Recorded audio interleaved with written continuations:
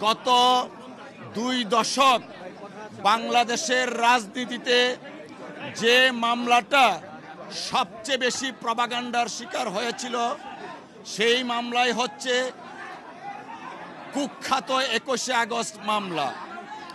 এই মামলা দায়েরের মাধ্যমে বিএনপির ভারপ্রাপ্ত চেয়ারম্যান জনাব তারেক রহমান সাহেবকে জাতীয় এবং আন্তর্জাতিকভাবে বিতর্কিত করা হয়েছে রাজনৈতিক উদ্দেশ্যে। আমরা শুরু থেকেই বলে আসছিলাম এই মামলা রাজনৈতিক হীন উদ্দেশ্যে মামলাটা দায়ের থেকে ট্রায়াল পর্যন্ত করেছে শেখ হাসিনা ওয়াজেদের ডিকটেটে। আমরা এও বলেছিলাম জনাব তারেক রহমান সাহেব কোনো অবস্থাতেই এই মামলায় কোনো সময়েই সংশ্লিষ্ট ছিলেন না, কিন্তু শেখ হাসিনা ওয়াজেদ তার রাজনৈতিক প্রতিদ্বন্দ্বীকে রাজনৈতিকভাবে ঘায়েল করতে না পেরে মামলার আশ্রয় নিয়ে জনাব তারেক রহমান সাহেবের ইমেজকে দেশে এবং আন্তর্জাতিক পরিমণ্ডলে প্রশ্নবিদ্ধ করার জন্য ট্রায়ালটা কন্টিনিউ করেন। আপনারা ইতিমধ্যে শুনেছেন যারা এই মামলার দণ্ডপ্রাপ্ত ছিলেন এবং আপিল করেছেন এবং যারা আপিল করেননি সবাইকে এই মামলা থেকে খালাস দেয়া হয়েছে। আমরা মহান আল্লাহ তাআলার দরবারে শুকরিয়া আদায় করছি জনাব তারেক রহমান সাহেব আজকের এই রায়ের মাধ্যমে ন্যায় বিচার পেয়েছেন। আজকে প্রমাণিত হয়েছে রাজনৈতিক উদ্দেশ্যে জনাব তারেক রহমান সাহেবকে যে মামলায় সাজা দেওয়া হয়েছিল সেই মামলায় আইনগতভাবে মোকাবেলার মাধ্যমে তিনি আজকে বেকসুর খালাস পেয়েছেন। এই যে গ্রেনেড হামলাটা হয়েছিল আমাদের বিশ্বাস তারা রাজনৈতিক উদ্দেশ্য প্রণোদিতভাবে এই গ্রেনেড হামলাটা তখন হয়েছিল এবং সেখানে প্রথম চার্জশিট, দ্বিতীয় চার্জশিট, তৃতীয় চার্জশিট তারেক রহমানের নাম কোথাও উল্লেখ ছিল না। সাবসিকুয়েন্টলি তারেক রহমানকে আব্দুল কাহার আকনকে দিয়ে এই মামলার মধ্যে সম্পৃক্ত করেন এবং সম্পৃক্ত করে তাকে এই মামলায় সাজা দেওয়ার ব্যবস্থা করেন। আদালত সমস্ত সাক্ষী প্রমাণ বিশ্লেষণ করেছে, যদিও এখানে সব আলাপ আলোচনা করেছে এবং সাক্ষী প্রমাণ বিশ্লেষণ করে দেখেছে যে সাক্ষীর উদ্দেশ্যে, যে চার্জশিটের উদ্দেশ্যে তাদেরকে সাজা দেওয়া হয়েছে, এমনকি মৃত্যুদণ্ড দেওয়া হয়েছে, এই মৃত্যুদণ্ড টিকতে পারে না। সেখানে 51 DLR এর কথা বলা হয়েছে এবং সেখানে পরিষ্কার বলা হয়েছে যে ডাইরেক্ট কোনো এভিডেন্স না থাকলে কাউকে মৃত্যুদণ্ড দেওয়া যায় না এবং সেখানে আজীবন সাজাও দেওয়া যায় না। সেই সমস্ত দিক বিচার বিশ্লেষণ করে আদালত মনে করেছে যে এই মামলায় যারা আপিল করেছে এবং যারা আপিল করতে পারে নাই প্রত্যেককেই খালাস দেওয়া প্রয়োজন এবং সেই জন্যই আজকে এই মামলায় এই 21শে আগস্ট গ্রেনেড হামলা যে মামলাটিকে সারা বছর আওয়ামী লীগ সরকার এটাকে ব্যবহার করেছে রাজনৈতিক উদ্দেশ্য প্রণোদিতভাবে। তারা চেয়েছিল যে তারেক রহমানকে এই মামলা দিয়ে চিরজীবন তাকে বাইরে রাখবেন। যাই হোক, শেষ পর্যন্ত আপনার বাবরকে এবং পিন্টুকে, আব্দুল সালাম পিন্টুকে মৃত্যুদণ্ড দিয়েছিলেন।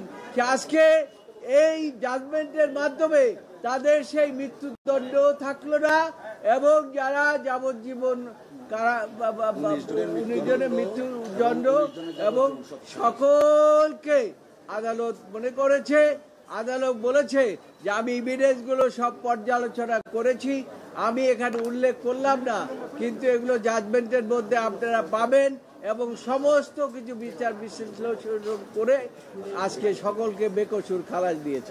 111-এর সময় মঈন আহমেদ ফখরুদ্দিন আমলে চার্জশিট দিয়েছে। পরবর্তীতে আওয়ামী লীগ ক্ষমতা আসার পর নতুন টিপি সাহেব দরখাস্ত দিয়েছে, তার পরিপ্রেক্ষিতে নতুন আইন নিয়োগ করেছে। কাকে নিয়োগ করেছে? আব্দুল কাহার আকান, যিনি যার চাকরি চলে গেছিল বিভিন্ন ক্ষমতার সময়। তিনি আওয়ামী লীগের নমিনেশন চেয়েছিল, দলীয় মনোনয়ন চেয়েছিল সেই সময়। এবং এমপি হওয়ার জন্য। তাকে পরে চাকরি পূর্ণবল করে তাকে তদন্ত দায়িত্ব দিচ্ছে। এখানে তার রাজনৈতিক প্রতিহিংসাতে প্রতিফলিত হয়েছে। এবং যে উনি যে মুফতি হান্নানকে 100টা সাক্ষী হওয়ার পরে মুফতি হান্নানকে আবার রিমান্ডে নিল। মুফতি হান্নান আগে কিন্তু 164 করেছিল, সেখানে আসামিদের নাম বলেছে, তাদের নাম বলেছে সেগুলো নাই। সাবসিকুয়েন্টলি মুফতি হান্নানকে আব্দুল কাদের আকন্দ আবার রিমান্ডে নিয়ে 100 সাক্ষীর পরে তাকে আবার রিমান্ডে নিয়ে টর্চার করে তাকে 160 করেছে। সেই 160 পরে তারেক রহমান সহ অনেকের নাম আনিয়েছে। পরবর্তীতে মুফতি হান্নান কোর্টে গিয়ে বলছে যে আমার হাত দেখেন, আমার পা দেখেন, সব কুটিয়ে ফেলছে আমাকে। শুধু আমি তারেক রহমান সাহেবকে চিনিও না, আমি রাজনীতিকে চিনিও না। এবং সেটা প্রপারলি নেওয়া হয়নি, আইন অনুযায়ী নেওয়ার সেটা নেওয়া হয়নি। এছাড়াও আদালত, আমাদের সুপ্রিম কোর্ট, হাইকোর্ট ডিভিশন পর্যবেক্ষণ করছে 50,000 লোক ছিল। একজন সাক্ষীও বলে নাই যে ষড়যন্ত্র হচ্ছে সেই ষড়যন্ত্রকে প্রমাণিত করছে। একজন সাক্ষী বলে নাই যে তারা দেখেছে কে বোমা মারছে এবং সবকিছু বিবেচনা করে this a case of no evidence এবং কোনো সাক্ষী প্রমাণ আইনগত হবে নেওয়া হয় নাই। তার পরিপ্রেক্ষিতে আদালত সকল আসামিকে খালাস দিয়েছে, ইনক্লুডিং যারা আপিল করে নাই তারেক রহমান সহ তাদেরকেও খালাস দিয়েছে। এবং এছাড়া এটা রাজনৈতিক উদ্দেশ্য ছিল। সরকার যেটা বলেছেন আমার সহকর্মীরা, সরকার রাজনৈতিক উদ্দেশ্যে এই মামলাটা নিয়েছিল এবং রাজনৈতিকভাবে এটা বিচার করেছে বলে আজকে আইন কানুন, সাক্ষ্য আইন কোনো কিছু ফলো করে নেই। এই জন্য আদালত আমরা প্রকৃত অপরাধী যদি রাষ্ট্রপক্ষ বের করতে না পারে তাহলে বিচারটা হবে কার?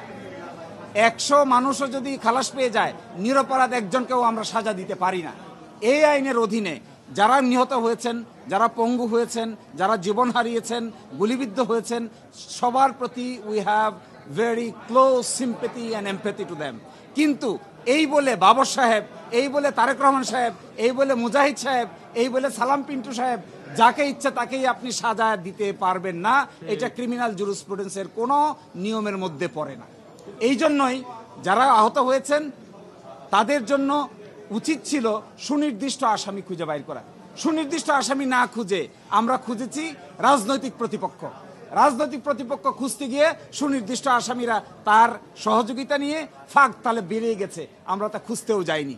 এই জন্য এইভাবে টর্চার করে, ক্রিমিনাল জুরিসপ্রুডেন্সকে ব্যবহার করে যাকে ইচ্ছা তাকে সাজা দেওয়ার যে নীতি, এই নীতি কোনো সরকারের আমলে কারো জন্যই প্রযোজ্য হওয়া উচিত নয়।